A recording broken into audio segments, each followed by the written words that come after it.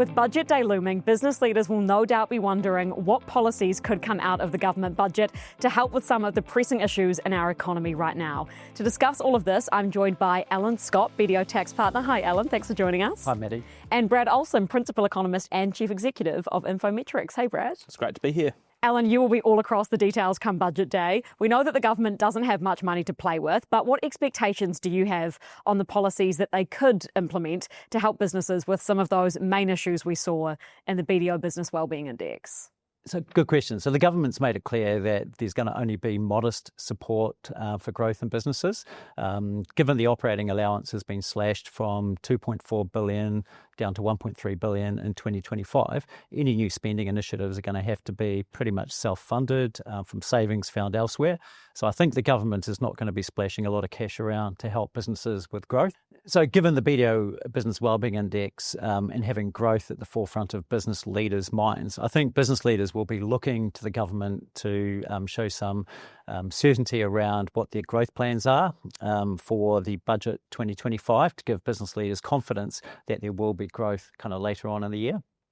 Certainty is tough right now, especially with tariffs in the mix. How could the government respond to the tariff situation, especially given the impact it could have on our export-led economy? Nicola Willis has said that there's going to be no lolly scramble. So I don't think there's going to be a massive amount of targeted relief for kind of tariffs in budget 2025, and I'm not sure that the government can do that.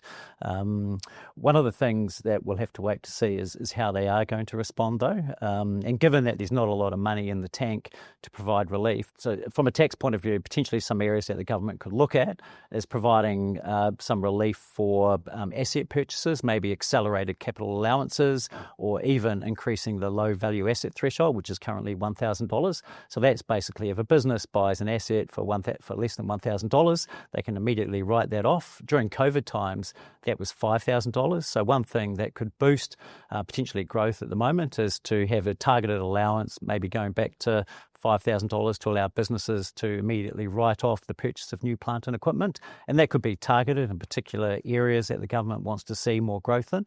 So that is one area. Other areas that they could possibly do is with the infrastructure kind of approach in mind and the desire to have a lot of private funding for infrastructure spend in New Zealand, is to look at the infrastructure settings in New Zealand to make it easier for non-residents to invest in those public-private partnerships, to remove any of the tax barriers that might be there for that type of investment.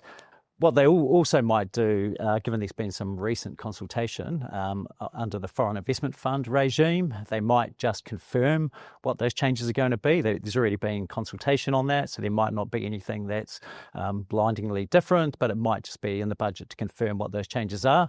And similarly, there was some recent consultation on FBT changes, reimagining the FBT rules. So there's been consultation on that, which closed earlier this month. And one of the goals of that was to reduce compliance costs to help businesses focus on growth. So I could expect that maybe there will be something in the budget around what the government's decisions are on the FBT rules. But other than that, there's really no money in the tank to provide any other tax relief for businesses to help support growth or drive the economy. Brad, what are your thoughts on what the government may do come Budget Day?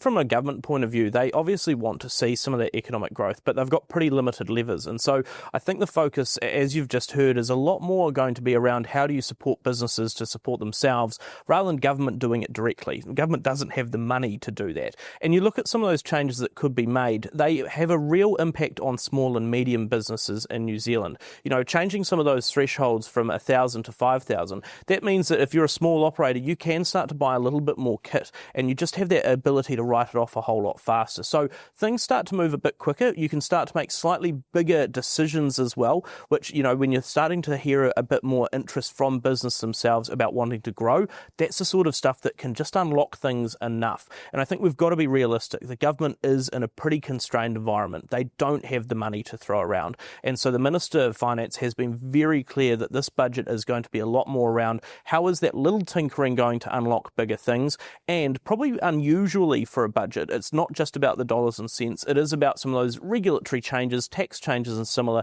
that help businesses sort of day to day. So I do think we're in for a bit of a shift this time.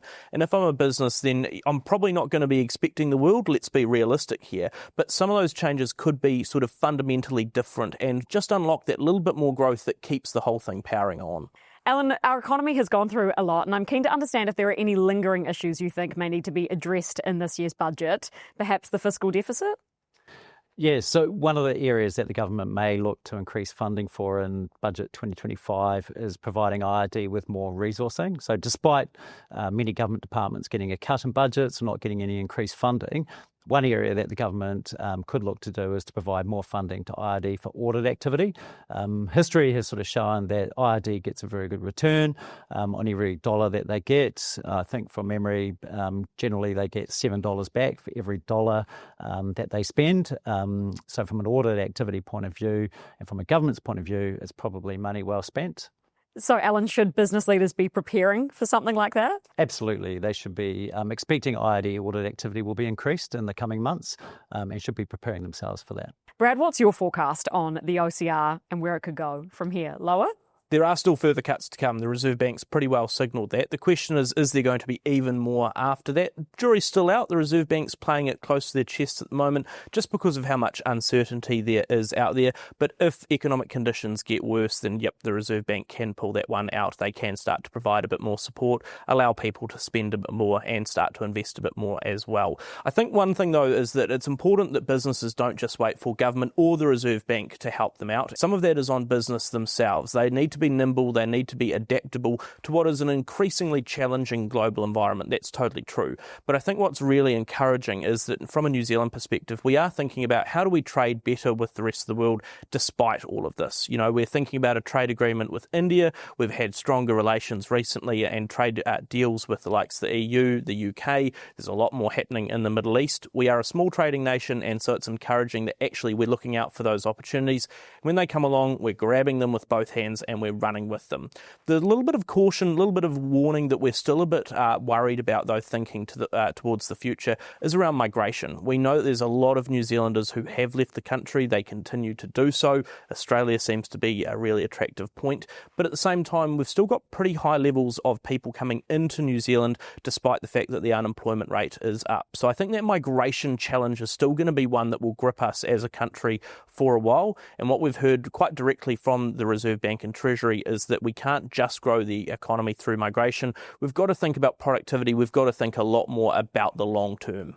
Alan, what are some of those longer term policy points you think that both business leaders and the government should be thinking about too?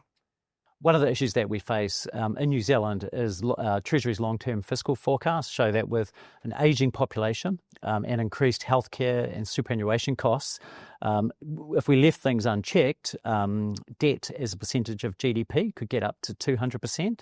It's currently just slightly above 40%. So obviously, no government would ever let that happen.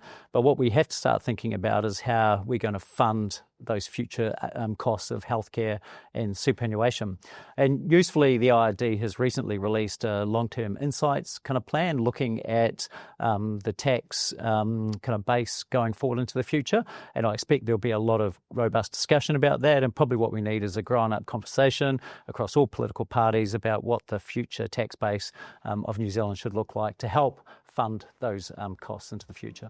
Thank you both so much. And Alan, we'll look forward to your coverage come budget day.